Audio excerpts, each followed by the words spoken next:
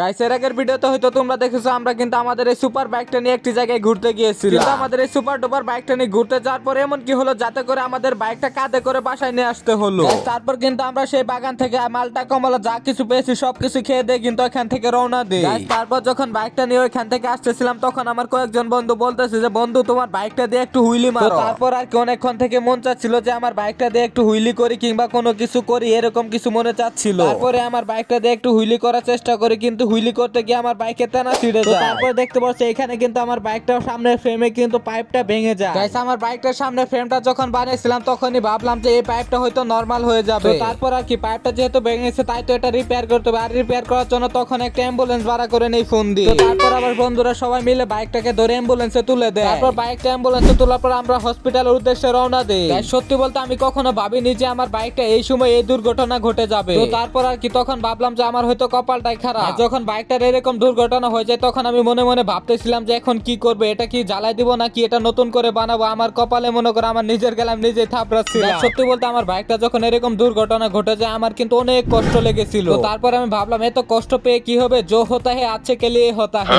তারপরে দেখতে পাচ্ছ বলতে বলতে কিন্তু আমরা চলে আসছি হসপিটালে। আর হসপিটালে আসার পর কিন্তু আমার বাইকটাকে সুন্দর করে খুলে নিই। আর এখন হয়তো দেখতে পাচ্ছ হুইলি করতে গিয়ে আমার বাইকের সামনে ফ্রেমটা কিন্তু মাঝ বরাবর ফেটে গেছে। তো এখন যেহেতু এটা ফেটে গেছে এখন আমরা দুইটি কাজ করতে পারি। তো ফার্স্টে যে কাজটি করতে পারি আমরা পাইপটা কেটে ফেলে দিয়ে আবার একটি নতুন পাইপ বানানো, কিন্তু এই কাজটি করতে গেলে আমাদের শ্রম এবং পারিশ্রমিক অনেক বেড়ে যাবে। আর দ্বিতীয়ত হলো আমরা এই পাইপটা সুন্দর করে ওয়েল্ডিং করতে পারি। যদি ওয়েল্ডিং করি তাহলে কিন্তু আমাদের কাজটি সম্পূর্ণ হয়ে যাবে। তারপর দেখতে পাচ্ছ হসপিটাল আসার পর কিন্তু আমিও ডাক্তার হয়ে যাই। কিন্তু যে হসপিটালে আমি ডাক্তার সাজতে গিয়েছিলাম সেই হসপিটালে ওয়েল্ডিং করার মতো কোনো সানগ্লাস ছিল না। বলতে যাচ্ছি অপারেশন করতে গেলে যে তোমার বিভিন্ন টুলস দরকার সেই টুলস গুলাই কিন্তু ছিল না। তারপর তাই খালি চোখে সুন্দর করে ওয়েল্ডিং করে নিই। তারপর ওয়েল্ডিং করা শেষ হয়ে গেলে গ্রাইন্ডিং মেশিন দিয়ে সুন্দর করে একুরেট মাপে ঘষে ঘষে একদম ফিনিশ করে নিই। তারপর সব কাজ শেষ হয়ে গেলে কিন্তু আমাদের বাইকের ফ্রেমটা আবার আমাদের সেই বাইকে সুন্দর করে লাগিয়ে নিই। তারপর ফ্রেম লাগানোর পরে কিন্তু আমরা বাইকের সামনে চাকাটি লাগিয়ে নিই। সবশেষে আমি একটা কথা বলবো, আমার এই বাইকটা দিয়ে কিন্তু হুইলি করার জন্য পারফেক্ট না। আর আমার এই বাইকটা হুইলি করার জন্য পারফেক্ট না, তাও জন্য কিন্তু আমি মাঝে মধ্যে এই বাইকটা নিয়ে একটু পাগলামো করে ফেলি। তারপর এখান থেকে সব কাজ শেষে কিন্তু আমরা বাইকটাকে একটু গোসল টুসল করে একদম ফ্রেশ হয়ে বাসায় চলে আসি। গাইস আজকে ভিডিওটি এ পর্যন্ত ছিল। ভিডিওটি কেমন লাগলো অবশ্যই ভিডিওর কমেন্ট বক্সে জানিয়ে যাবে। আর আমাদের দেখতে পাচ্ছ বাইকটা কিন্তু এই যে ওইখান থেকে নিয়ে আসার এখানে নিয়ে আসছি। আর